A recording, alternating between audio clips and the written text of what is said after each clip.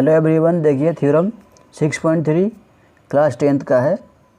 इसमें क्या लिखा है कि if in two triangle corresponding angle are equal then their corresponding sides are in the same ratio और proportion and hence the two triangle are similar. तो हमें क्या प्रूफ करना है कि दो ट्रायंगल दिया है जिसमें क्या बोला कॉरेस्पॉन्डिंग एंगल जो है इक्वल है। तो सबसे पहले मैं ट्रायंगल दो बनाता हूँ और इसे मैं प्रूफ करता हूँ। तो क्या करूँ, सबसे पहले मैं दो ट्रायंगल बना रहा हूँ। देखिए दो ट्रायंगल मैंने बना लिया। एक ट्रायंगल ये बनाया, एक और ट्रायंगल मैं बना रहा हूँ।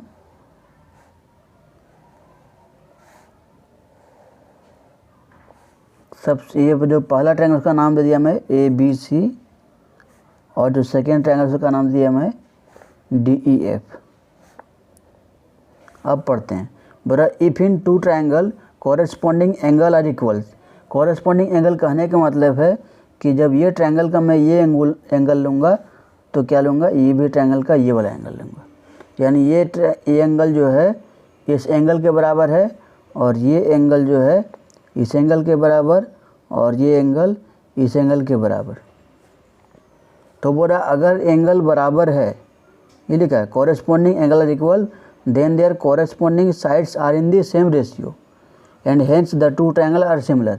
यानी अगर मैं प्रूफ कर दूं कि ये जो ट्रायंगल है उसका कॉरेस्पॉन्डिंग एंगल बराबर है, तब अगर साइड्स मेरा कॉरेस्पॉन्डिंग साइड जो है अगर सेम रेशियो में हो जाएगा तब क्या होगा, ये ट्रायंगल हमारा दोनों सिमिलर होगा।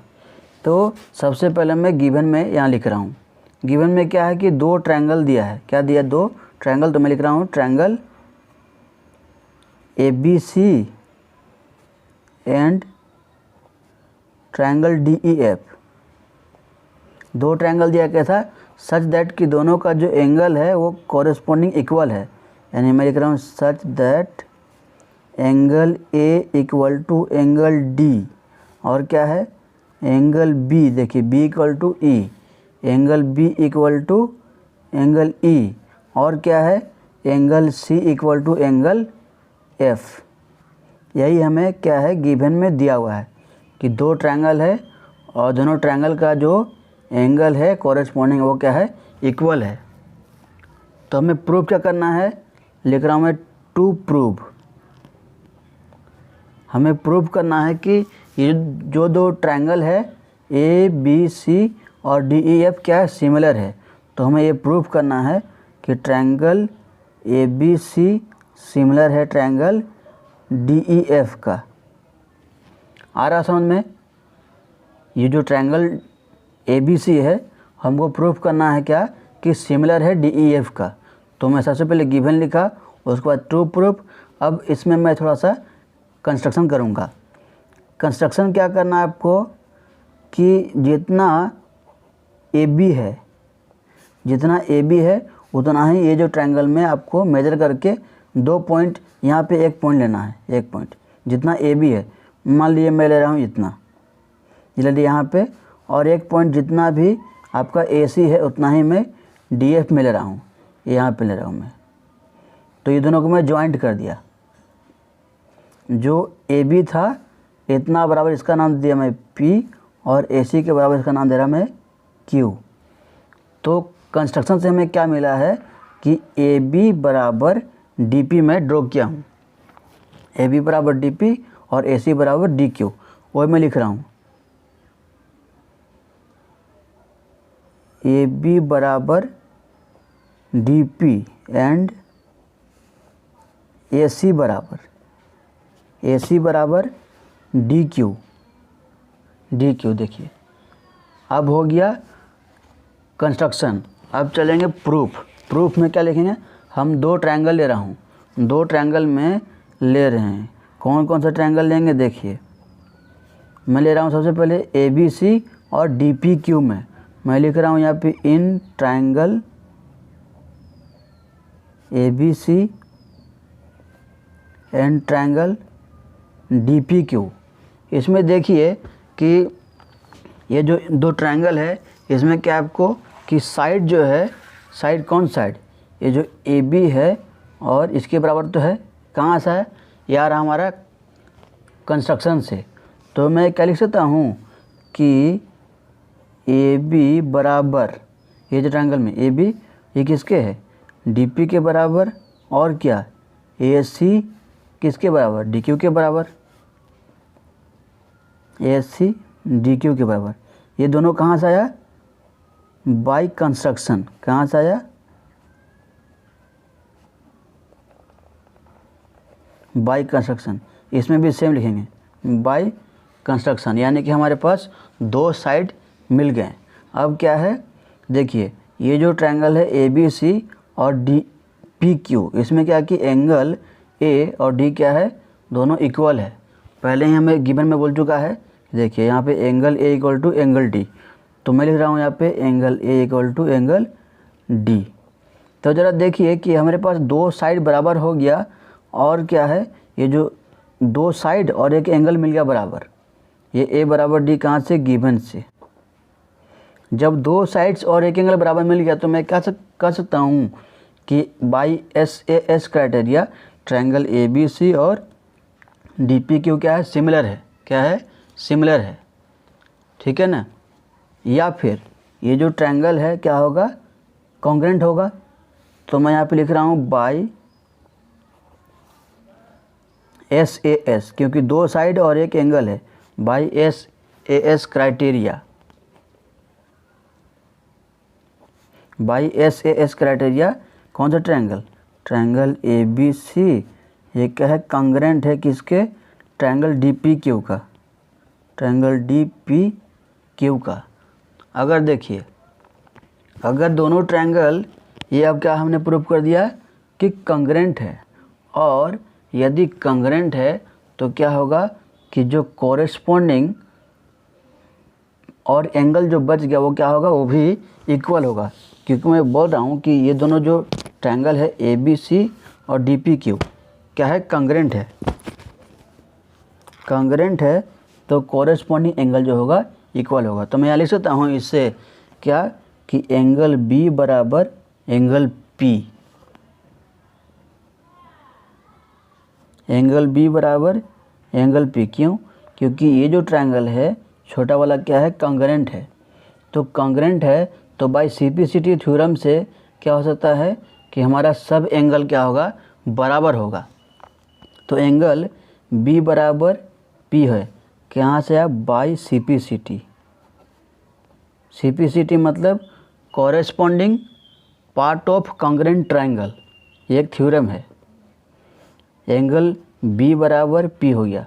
अब देखिए कि जो एंगल बी बराबर पी है और ये जो लाइन है इसके क्या है, पैरेलल है, तो ये एंगल इसके क्या होगा, बराबर होगा। तो मैं लिख सकता हूँ कि एंगल बी बराबर जो पी है तो ई के बराबर होगा सिम्प्लिसिटी थ्योरम से। ये जो पैरेलल है ना लाइन, ये लाइन इसके पैरेलल है, तो ये एंगल इस एंगल के बराबर होगा। उधर सेम इधर भी आएगा, ये एंगल इसके बराबर होगा। तो मैं यहाँ पे ले रहा हूँ एंगल बी बराबर एंगल ई। कैसे लिया, बी पी के बराबर है और पी ई के बराबर है। ऐसा कैसे आया, क्योंकि ये दोनों क्या लाइन पैरेलल है। अब क्या मैं लिख रहा हूँ यहाँ पे, बी बराबर ई, एंगल बी बराबर एंगल ई।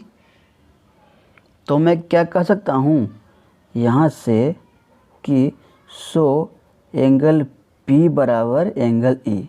कैसे, देखिए बी बराबर पी है और बी बराबर यहाँ भी है, तो लेफ्ट हैंड साइड बराबर है, तो क्या होगा, आरएचएस क्या होगा, वो भी बराबर होगा।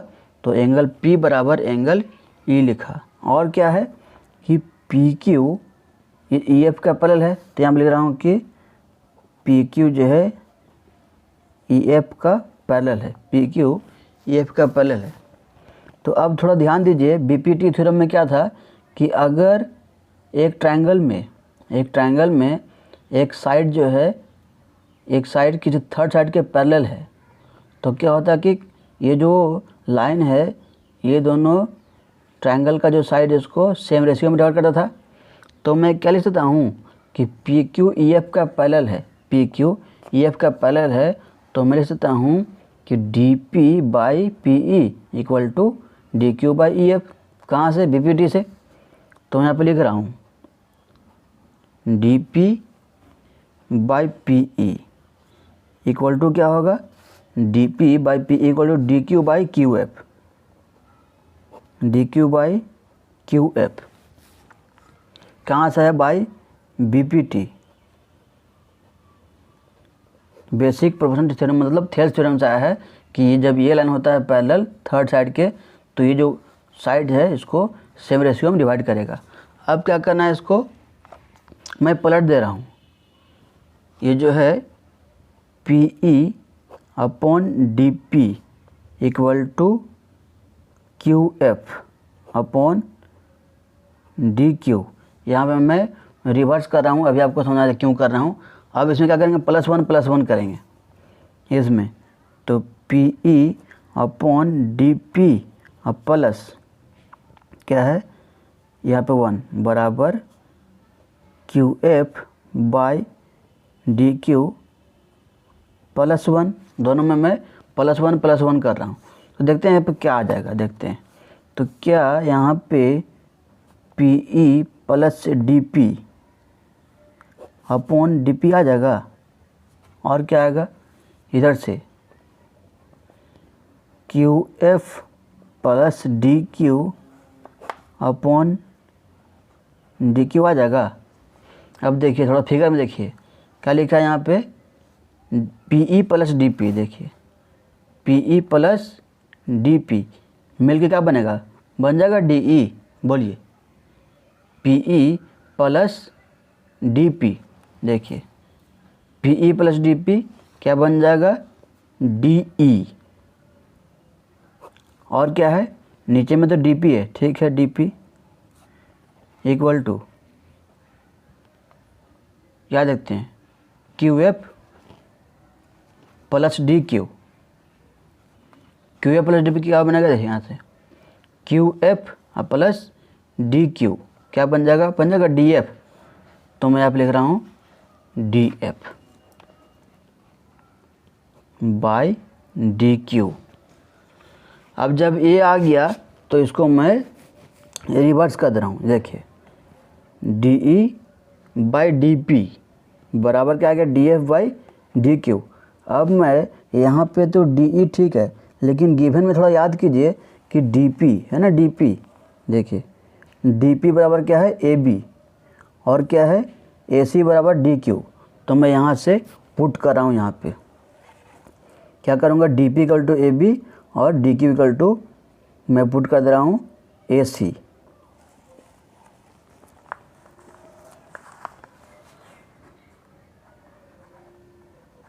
D E by D P मैं पहले आपको लिख के यहाँ पे दिखा दे रहा हूँ ताकि कन्फ्यूजन ना हो कि किस तरह से आ रहा है। देखिए ये मेरा गिवन में क्या है कि डी ई, देखिए यहाँ पे डी ई तो ठीक है, लेकिन जो डी पी है, डी पी इक्वल टू क्या है? A B. मैं लिख रहा हूँ यहाँ पे नीचे में ए बी। और देखिए डी एफ तो ठीक है, लेकिन डी क्यू, देखिए डी क्यू यहाँ क्या है? डी क्यू बराबर ए सी। मैं यहाँ पे ले दिया हूँ ए सी। अब क्या कर रहा हूँ मैं? इसको रेसिप्रोकल कर रहा हूँ, इसको मैं पलट दे रहा हूँ। A B by D E equal to A C by D F. तो यहाँ से क्या दिख रहा है आपको? यहाँ से कि ए बी, ये देखिए A B by D E और A C by D F आ गया। तो इसी तरह से मैं क्या कर सकता हूँ कि A B by D E equal to क्या हो जाएगा? B C by E F, क्योंकि कॉरेस्पॉन्डिंग जो साइड्स होता है वो क्या होगा? रेशियो में होगा। तो देखिए जो थर्ड साइड बच गया उसको मैं लिख रहा हूँ, ये साइड ये साइड ये साइड ये साइड हो गया। तो नेक्स्ट यही ना बचा, बी सी बच गया।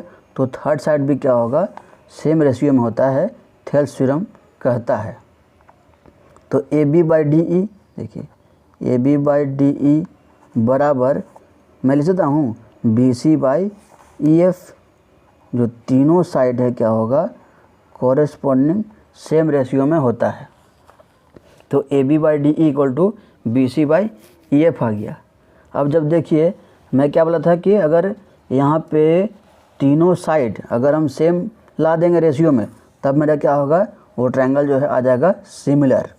तो ये बोला था ना कि then their corresponding sides are in the same ratio. देखिए तीनों में क्या लिया दिया, सेम रेशियो में। यहाँ से मैं लिख सकता हूँ कंक्लूजन में कि A B by D E equal to A C by D F equal to B C by E F. यही तो है तीनों sides corresponding, A B by D E, A C by D F और B C by E F. तो जब सब मेरा sides क्या हो गया, सेम रेशियो में आ गया, तो मैं कह सकता हूँ कि ये जो ट्रायंगल है बड़ा वाला, सॉरी ए बी सी और डी ई एफ क्या है, सिमिलर है। तो मैं लिख सकता हूँ कि therefore triangle A B C similar है किसका, ट्रायंगल का, डी ई एफ का। तो आई थिंक फ्रेंड ये आपको थ्योरम 6.3 समझ में आया होगा। थ्योरम 6.3 को हम ए सिमिलरिटी भी कहते हैं।